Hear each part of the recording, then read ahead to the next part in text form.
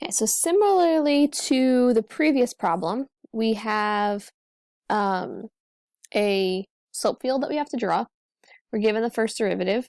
Again, what I would suggest doing is making an x, y, y prime chart at these different points. So if you're using -1, you put -1 here, -1 here, plug it into here to find the slope. So I'm just going to draw the slope field for time purposes. So you should draw it and see that it matches what I have. That's really bad. Something like that. Oops, nope. This is supposed to be flat as of 0. Sorry. Again, another 0 here. This is negative like that. Negative like that. I'm sure yours are going to look a lot better than mine. I just got this new tablet I'm using, and it's very weird to write on, so I'm trying my best. So something like this.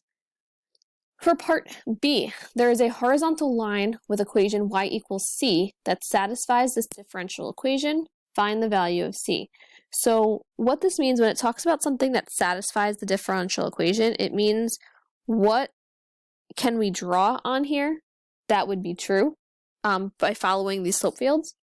Since they're telling us it's y equals c, c is a number, so it's a constant. So since it's y equals something, it's talking about, the horizontal line.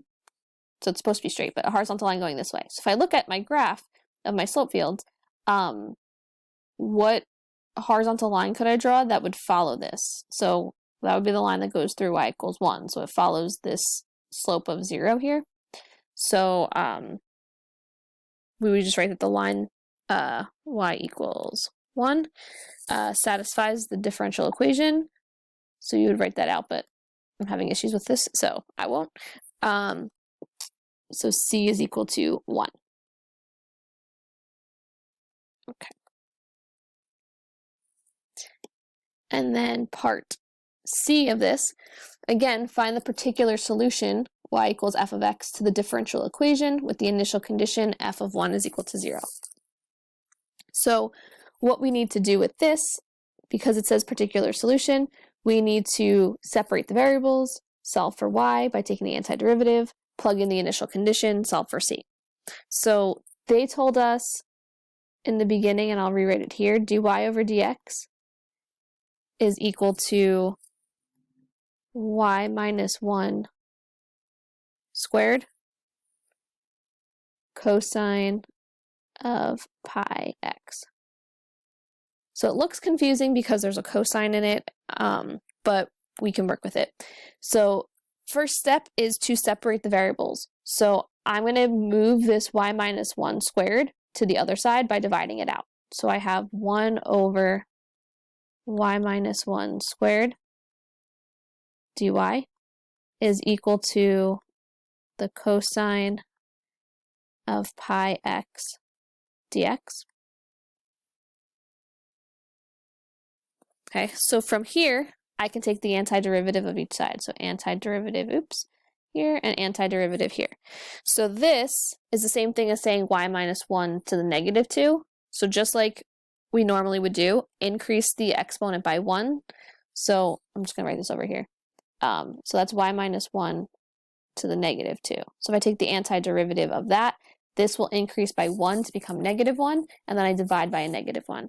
So I end up with a negative y minus 1 to the negative 1. And then for here, when I take the antiderivative of cosine of pi x, well, the antiderivative of cosine would be sine, but because we have an inner function of pi x, normally when we do like the chain rule, right, we take what's inside and we take the derivative of it, which would be pi, and we multiply by it. Since we're doing the antiderivative, we're going to divide by it. So you could think of this as using u substitution, where u would be pi x. So you have cosine of u du, and you have to pull out the 1 over pi to get the du to match.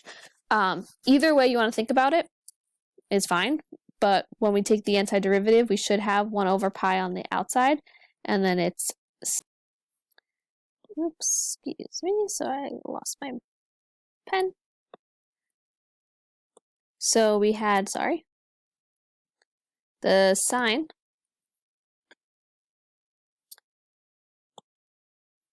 I lost my pen, sorry. So we've got 1 over pi sine of pi x plus c.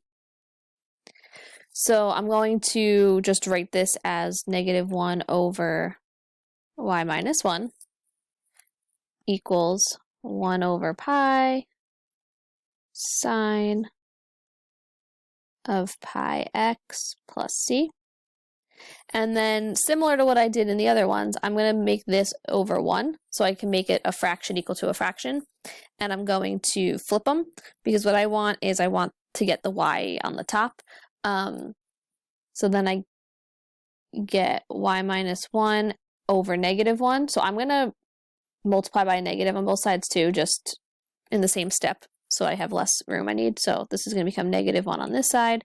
And then I have 1 over pi sine of pi x plus c. And then last thing I have to do is add 1 to the other side. So I get that y is equal to -1 over 1 over pi sine pi x plus c. And then plus 1 out here, since I'm adding 1 to the whole thing. So now we have the particular solution we have to come up with. So we have to solve for c. They're giving us the initial condition of f of 1 is equal to 0. So I'm going to plug that stuff in. So y is 0. So 0 equals -1 over 1 over pi. Then I have sine. So pi x, since x is 1, this is just going to be sine of pi plus c. And then plus 1 on the outside. So sine of pi is just going to give us 0. So we have -1 over 1 over pi times 0 plus c. Sorry about this writing. Plus 1.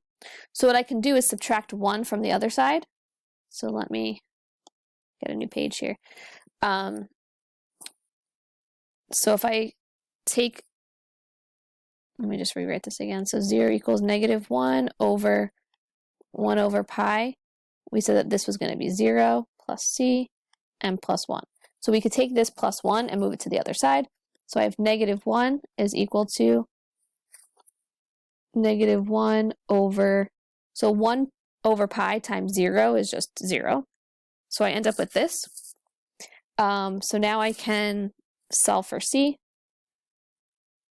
So c is equal to 1. So then our final answer, y equals -1 over 1 over pi sine of pi x plus 1 plus 1.